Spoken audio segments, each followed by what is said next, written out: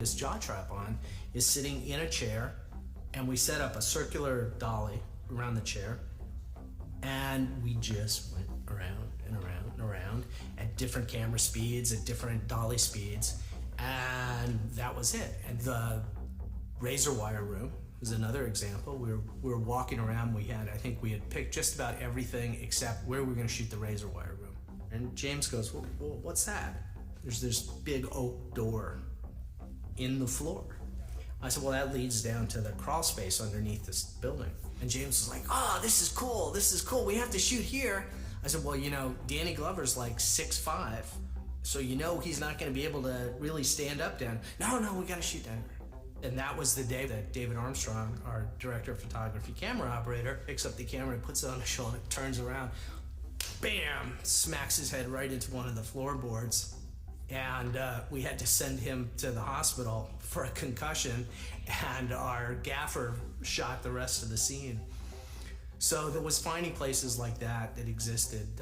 If Lacey hadn't existed, it would have been an extremely difficult project to do. I came over about a week before we started shooting, and so the first moment that I have that was truly was when I just went on a quick tour of the set, and they were in the middle of building the bathroom, and that was when I was like, whoa. The first day on the set was more nerves about what I was going to do with the performance, but I just remember being blown away by the fact that this room that had only ever existed in my imagination for the past 4 years was now there. You could touch it. The bathroom stuff was filmed chronologically in the sequence that they happen in the script, but when more than 60% of the film takes place in one location, you want to try and find ways to actually make it interesting. You want to mix and match it a bit, change it a bit. I had all these really lavish and really grand ideas of like moving the walls aside and doing dollying shots around the actors and just trying all this different stuff, but there was just no way to pull them off. Just ended up all being handheld, and you just shoot it as quick as you can, turn the camera around, shoot the other reverse actors, and then the idea would be like, come on James, we're moving on to the next scene.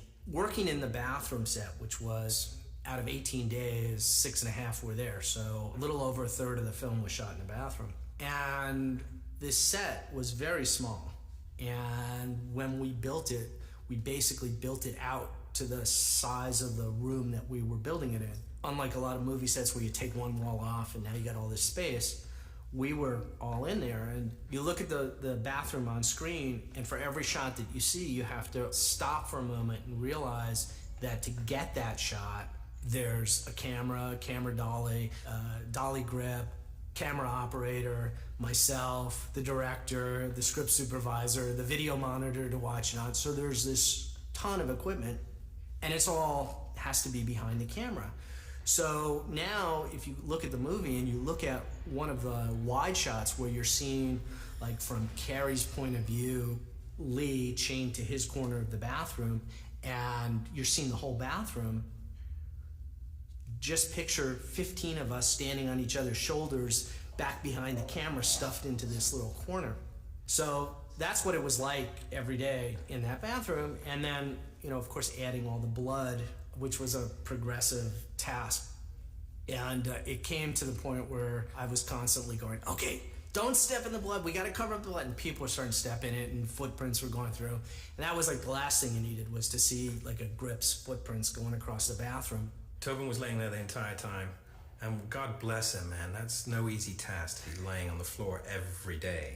To be able to go up to one of these great character actors and go, hey man, we need you to lie on the floor for the entire shoot, and we're gonna cover you up in blood, and if you don't mind, when we move the cameras around, we're gonna be stepping on you every now and then. I hope that's cool with you. There were a few incidents where things were getting flung around the room. There's a lot of throwing in Saw, like throwing photos back and forth, throwing the hacksaw. And there was a couple of times when things would land sort of too close for comfort. That wasn't good. First day it took about an hour and a half. Second day it took about 45 because we knew what we wanted. And James had passed on the thing. And then the third day it took about, 20 minutes? 10 minutes. We were on that set, trapped in that bathroom, chained to the wall for 7 days. We had a little nail that opened the manacle. One day they put a nail in there that was a little larger than the orifice it was supposed to go into, and I spent much of lunch in the bathroom while everyone else was eating. That was a good little bit of method for me, you know, get a sense of the being trapped. It was a little nerve-wracking, you know, especially when the props guys are going, I don't know, maybe should we try this? A lot of people think that the hacksaw actually cut through the foot, but not at all. We turned the blunt side of the hacksaw down, so Kerry would actually be using that side to saw his foot.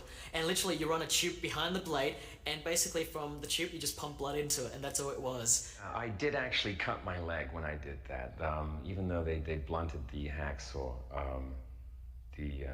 James was yelling at me, faster, faster. And I was like, well, that makes sense. I mean, I think I would definitely be doing it faster if I wanted to get this thing done. And before long, I felt this twinge of ow. and before you know it, the fake glucose blood was mixing with the real thing. But it was just a small cut. It's nothing. Here, you can see it there. There you go. There, an acting exercise. And because we'd shot it in sequence, we were doing the ending on the last day, and we pretty much had to get it all in one take. So it's always good to have everyone just going, all right, just get this right.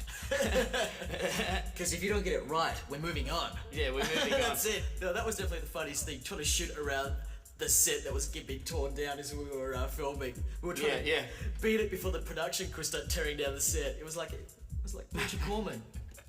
So you're sitting there weeping on the floor, and then someone yells cut, and then you like look up and the walls are coming off and everything, and it's like, yep, that's great, let's move on. We had written that this guy is caught in this trap by Jigsaw, and these drills come alive and they're gonna go into the guy's head. So we spoke to our special effects guy, and he said, well, I can make fake drill tips. Glue sticks with just aluminum foil on them. And when they're spinning around, they look just like these. Just going nice and slow, and the two drills are going to go through the person's head and meet. The movement of the drills towards the guy was done by hand, so we had total control of that movement. And the way the track was built, it could only go so far. And you have to figure out a way how to stop this machine, which is unstoppable. And the guy has a gun on him and decides he's going to blow the drill bits apart. It's basically a body squid inside of a steel container. Put the stuff inside the cap that you want to make it look like pieces of drill bit. You'll get sparks and everything flying out of you. It's not like, wah, you know, like dragon's breath or something. The razor wire stunt was actually pretty straightforward. Like, the razor wire themselves were just rubber. They look very dangerous on screen, but they're not. They were plastic and they were very safe. And once again, you know, to help sell the illusion that the thing was a lot more painful than it actually was by undercranking the camera. When I undercrank the camera, it speeds everything up. And sound, you know, when you put sound on top of it, it just really just sells the whole illusion. The jaw trap was built for me, you know, by a really great special effects house here. Now, the original jaw trap was made in Australia, and it was much bigger and much heavier, and like didn't actually work. This one here really is hero because it does actually rip open. It's made out of aluminum, so it's much lighter, so you can wear it around your head, and you can see an actress's face even though this is this wide. If it was as big as the other one, you know, you'd be looking at like this. They use compressed air to basically blow the thing open. Nitrogen ram opens up this jaw, going in both directions. We used a little pyro